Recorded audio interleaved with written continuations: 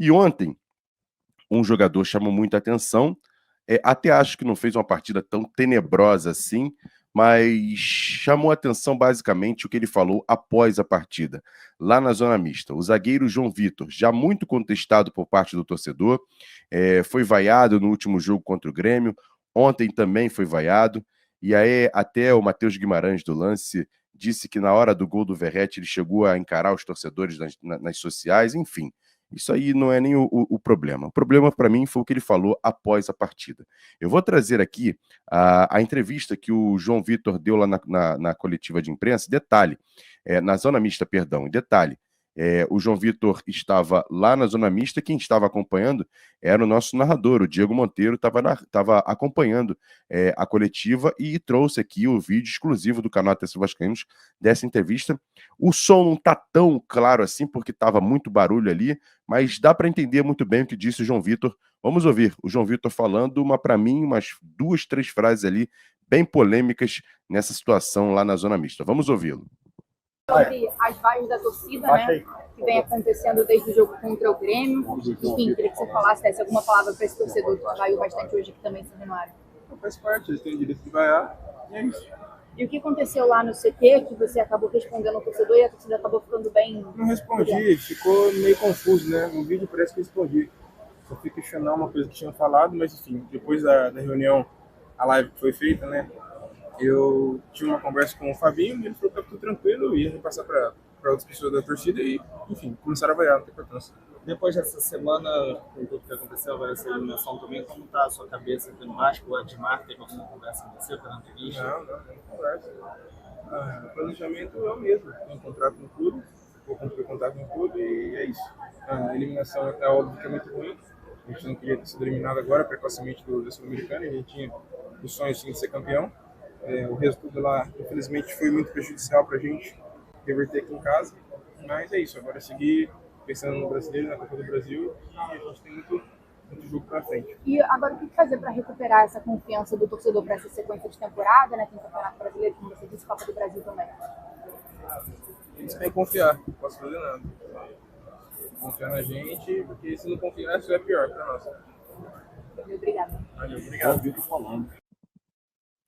Tem que confiar, não tem muito, eu não tenho que fazer nada, não tenho que fazer nada, enfim. Palavra do João Vitor ali muito forte, essa questão de vou ter que cumprir meu contrato.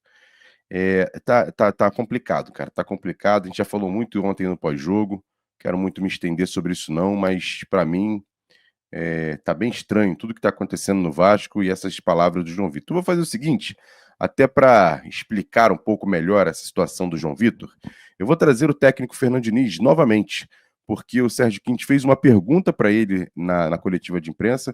Eu vou trazer a pergunta do Sérgio Quindes e parte da resposta do Fernando Diniz, que a segunda resposta nem foi levada em consideração. Vou trazer a pergunta do Sérgio e a resposta do técnico Fernando Diniz. Vamos ouvir.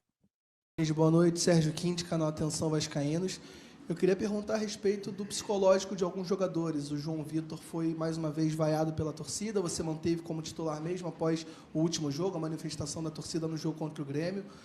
O time como um todo foi muito vaiado, apesar da luta, mas a torcida criticou os jogadores, criticou muito a diretoria. Queria que você falasse um pouquinho como você, principalmente do João Vitor, mas de uma forma geral, trabalhar o psicológico desses jogadores para a sequência e, pontualmente, o João Vitor, o que você pretende passar para ele? A manutenção? Vai dar um tempo para poder não se queimar mais com a torcida do que já está? O que você pensa em relação ao João Vitor?